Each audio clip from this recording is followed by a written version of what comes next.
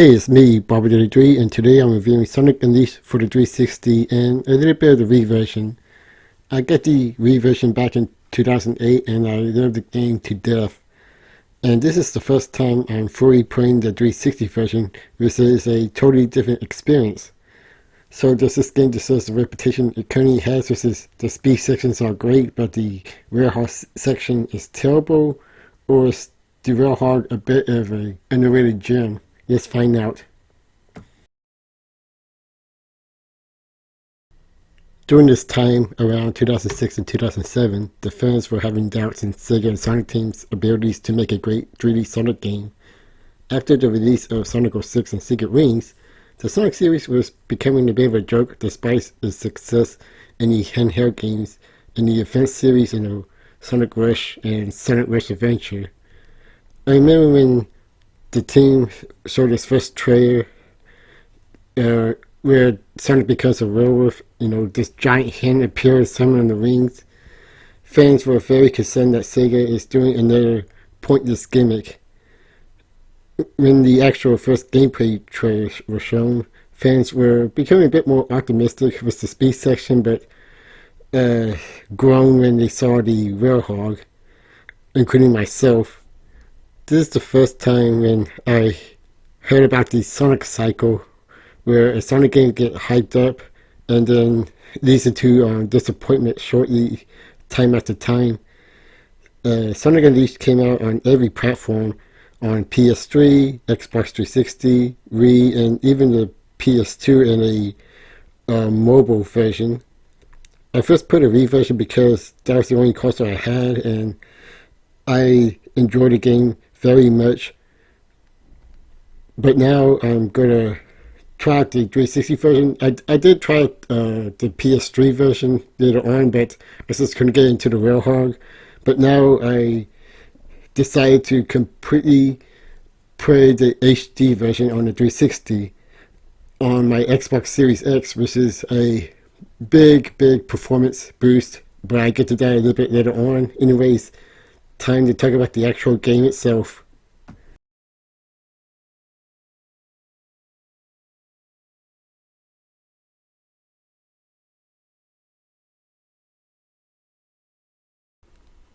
The story of Sonic Unleashed begins with one of the best opening cutscenes in any Sonic game. Lots of actions, the music is epic, and it's looking great in HD. After Super Sonic destroyed all of Eggman's robots and cornered him, Eggman trapped him and stored the power of the Chaos Emerald and used that power to destroy the world into different pieces, unleashing this creature named Dark Gaia. After falling from space in his Railhog form, Sonic ended up landing on this little animal named Chipped, or later on they named him Chipped, and he lost his memories.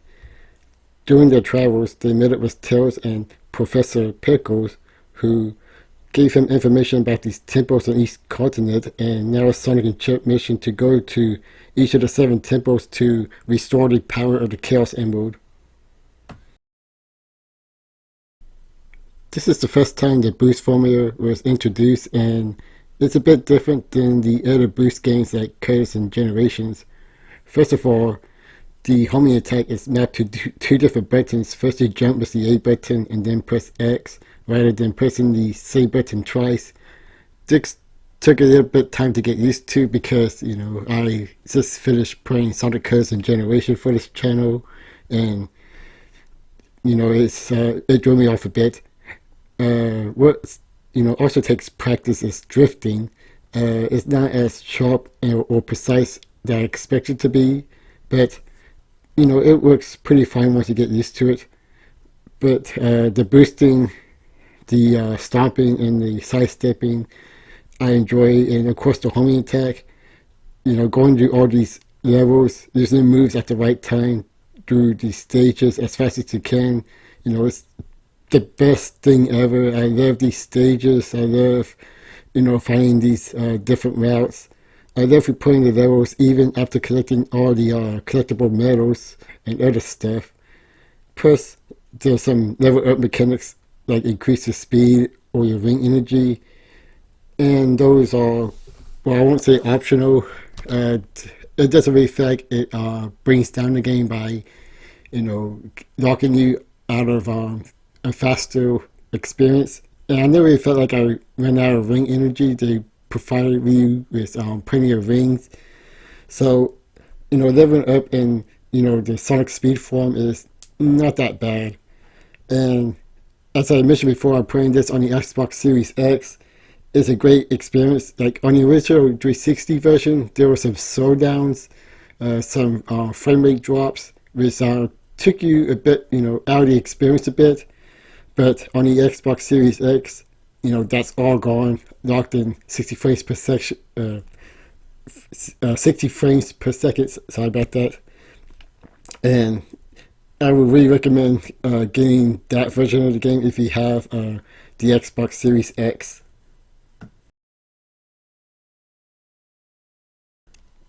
Of course, that's only half the game. The other gameplay mechanic is the Rail Hog, everybody's least favorite part of Sonic Unleashed. The Rail Hog is a beat 'em up with some platforming. At first, your attacks are limited, but the more experience you gain, the more moves that becomes available to you if you choose to level up your combat. You could also choose to level up your strength, your shield, and your unleash power, which allows you to go on this rampage. These stages can be longer than the boost section, which is expected, but if you're not a fan of beat 'em ups, you're not gonna have to gain. I thought the fighting was okay, even in your basic form, using basic combat, and the platforming and puzzle solving are alright, I guess, and nothing too exciting about it. It's just does the job. But the main problem I had with these stages is that it overstays its welcome.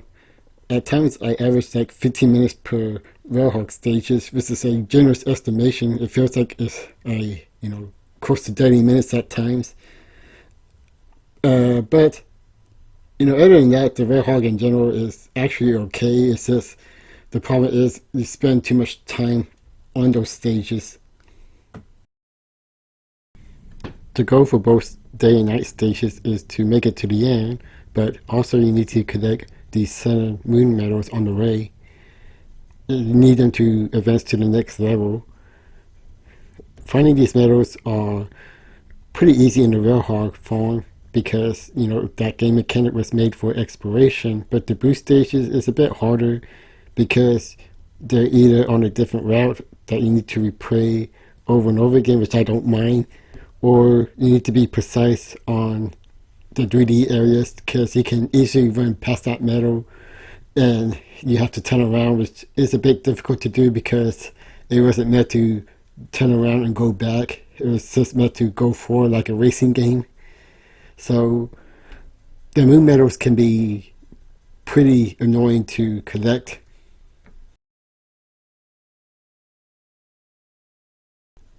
I really love the graphics in this game. I think it's the best looking Sonic game even to date, games that came before and after it. It took inspiration from real world locations like Greece, China, America, and so on.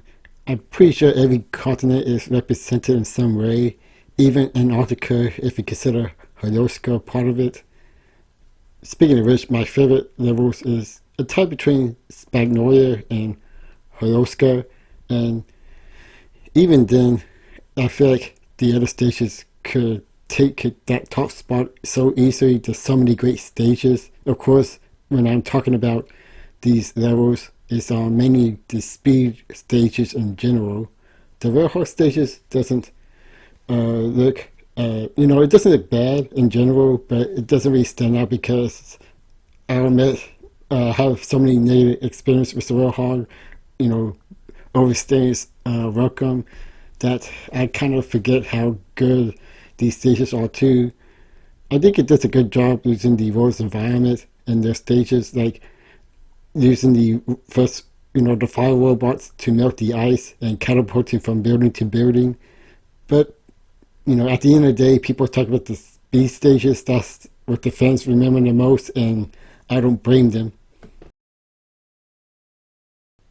If someone were to ask me what would be my standard of storytelling in Sonic the Hedgehog games, Sonic Unleashed would be the game I always point to because it has a nice balance between being serious and humorous at the same time. Sonic is serious at times, but can still be very funny, especially towards Eggman and with Chip. Eggman himself is taken a bit serious as well, but you can still be able to laugh at him without making him a complete joke. Although now looking back at it now, I can see this is the beginning of making Eggman a joke, through the rest of the Sonic games, at least the majority of them. It may not be a perfect story, I'll admit that, and there's nothing wrong with having a more funny story or a more serious story at times, but if you go too far in one direction, I feel like it could be either annoying or frustrating, like with Sonic Curse or Shadow the Hedgehog.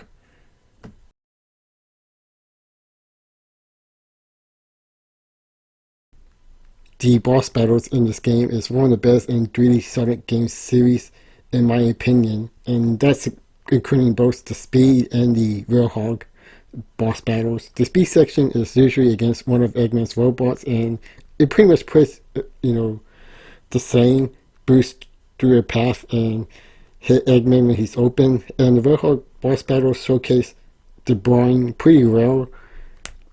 It's the most fun I ever had playing with the Red Hawk, to be honest, because, well, not only the stages is not that long, but you usually fight a giant creature and use objects to create an opening, and, beating them up feels very satisfying, especially the Egg Dragoon, which is the best, and I can see why it appears again in later Sonic games like in Sonic Generations and, well, Sonic Forces. The final boss battle is epic and fun, although pretty frustrating at times. First, you use the Stone Golem to get closer to Dark Gaia to beat him up, and this is very slow paced and the weakest part of the battle. The second phase is running through different parts of the temple as Sonic and hit Dark Gaia at his weak point. I'm surprised this is not used more often in Sonic final boss battles. The closest is the Chaos fight in Sonic Generations, but it's usually just all running or something completely different. Now the last one is Breaking the Shield, which is fine, but a bit lackluster. It's not bad. Camera can be a bit annoying, but it's serviceable, I guess.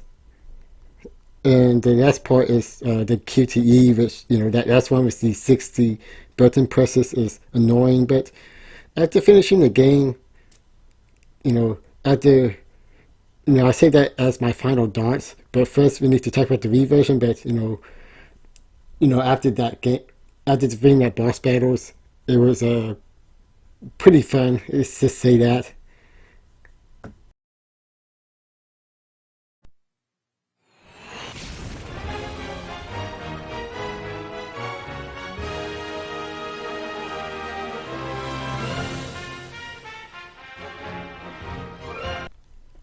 Okay, this is going to be a quick versus between the Wii version and the 360 version, or the SD versus HD version.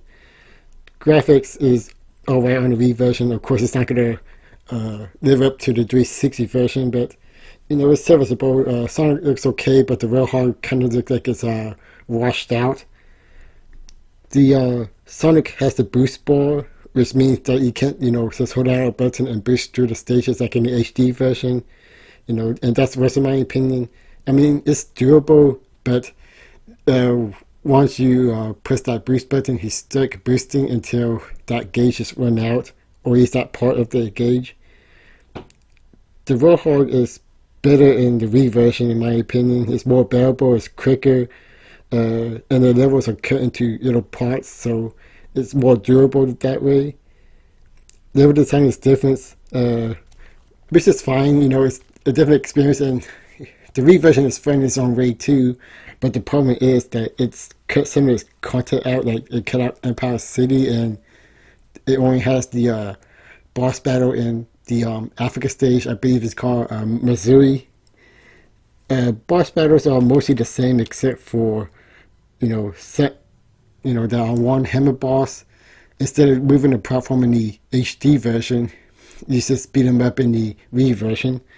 And the final boss is pretty different. The temple boss, instead of running towards him and just punching him, it's just the punching part, but it's more like Punch Out, which is more fun. And the final part is taking a page off of Secret Rings. Yeah, it's not as original, but it's more fun than the, you know, boosting around the shield and try to attack each part of Dark Gaia. So I do think the final boss is much better on the Wii version. If I had to pick between the Wii version and the HD version, man, that's kind of a tough one because they're both great in every way. I think you're going to have a great experience with either one, but I think well, if I'm putting the game for the first time, as a brand new game with all the experience off, then I'll probably pick the Wii version. But if I have everything unlocked and every experience gauge boost, all of that filled up, then I'll probably pick the HD version, no doubt. But either way, you're going to have a great time with either one of them. Anyways, on to my final thoughts.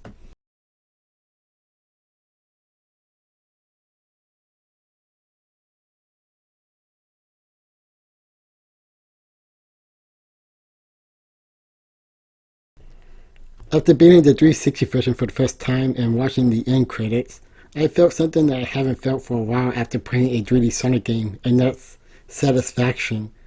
I had a very great time playing this game despite the negatives like the instant kills, the leveling up and grinding takes a long time, and the Red Hawk stage is definitely overseas welcome. I can't help but to repeat that. But overall, I still have a great time, and I would go to come back to playing this game over and over again. Even some of the Red Hawk stages. Sure, there's maybe some 3D Sonic games I like that came after this, like Sonic Colors and Sonic Generations, and I guess technically they are better. They're all the better games because they don't have much negatives as Sonic Unleashed. But in my opinion, they never really hit the highs of Sonic Unleashed did, and that's why I think Sonic Unleashed is much better than those games. Last time I felt like this is, Sonic Unleashed on the Nintendo Wii. I played that game a lot, and I think both versions are great. I recommend getting both the HD version and the Wii version, but the Wii version is pretty hard to get right now, while the HD version you can download on the Xbox Store. So I would recommend getting that version, especially if you own a Xbox Series X.